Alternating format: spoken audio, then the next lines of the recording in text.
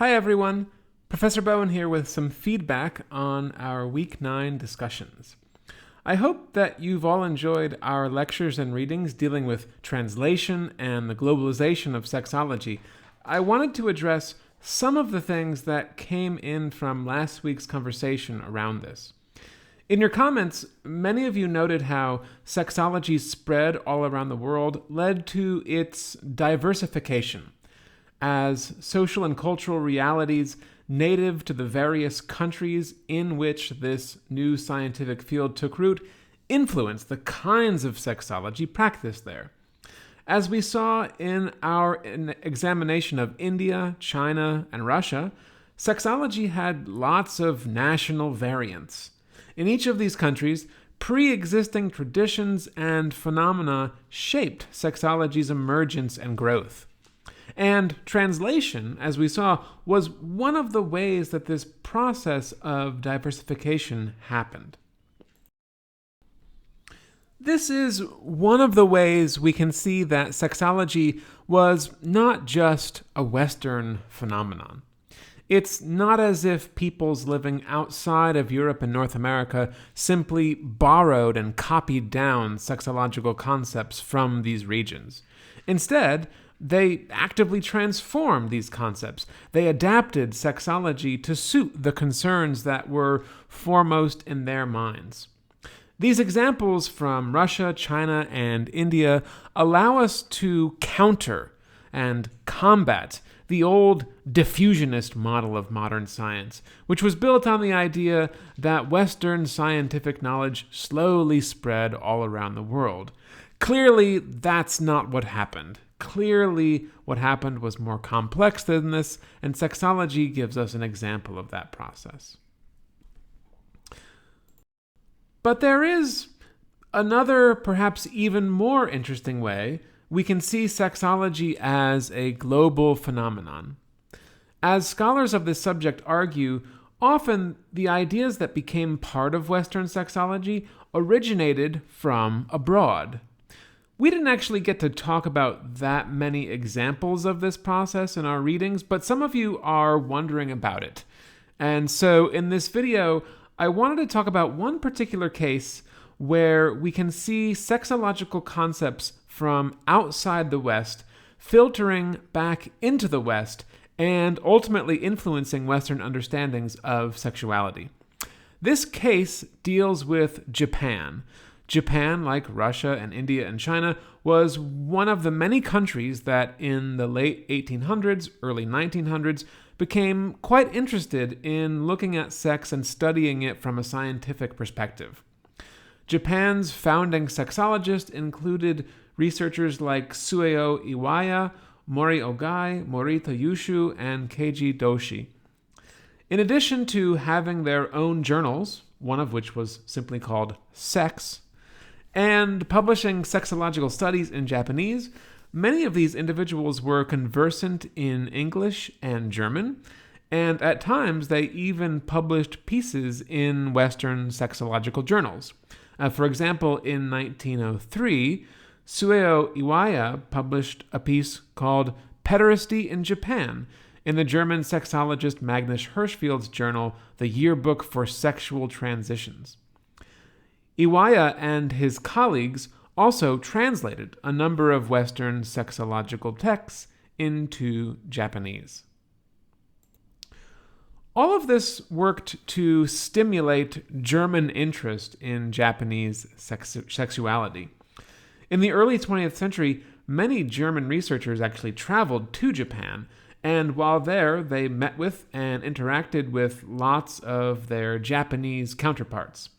Eventually, this dialogue led to some original Western scholarship on Japan.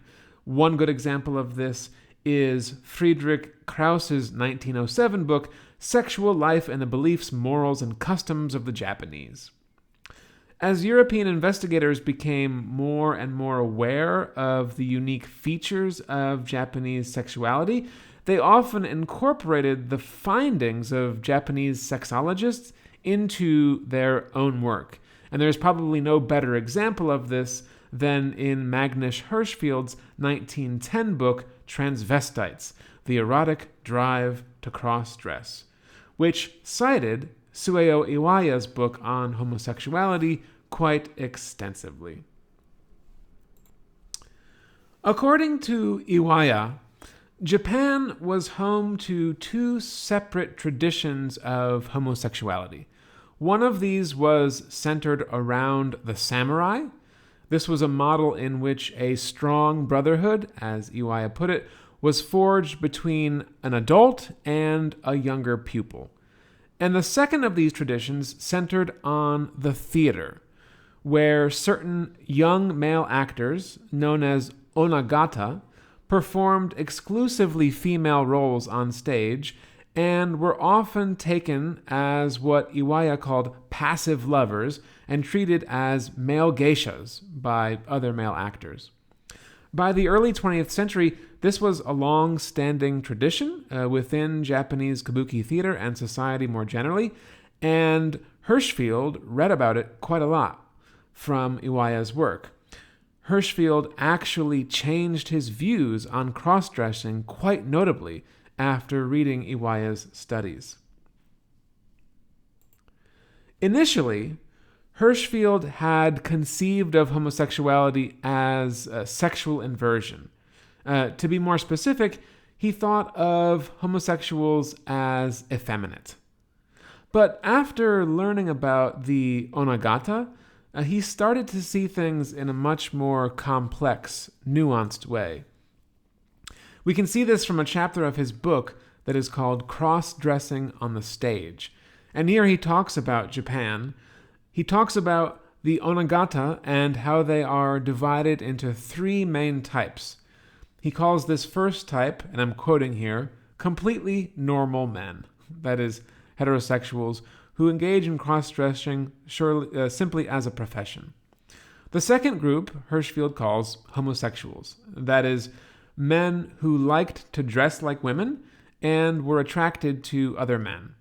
The third category is new. This is the category Hirschfeld calls transvestites, and he actually coined the term in 1910. This third category was a brand new term.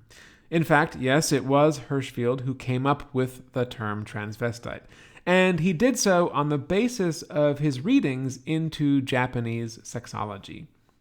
As he had it, quote, transvestites were men who have a deep satisfaction in dressing as women, but who are sexually attracted only to women. As Hirschfeld came to believe, transvestitism was the result of what he called an irresistible urge to wear women's clothing, but it could be experienced by both homosexual and heterosexual men. As he put it in his book, quote, just as it is the case that not all homosexuals are effeminate, so too it is the case that not all effeminate people are homosexuals. As we can see from this statement, what Hirschfeld is doing here is severing sexuality from gender. This was something that came about, at least in part, from Western exposure to Japan, whose traditions had quite an impact on the way that Westerners understood themselves and their own sexualities.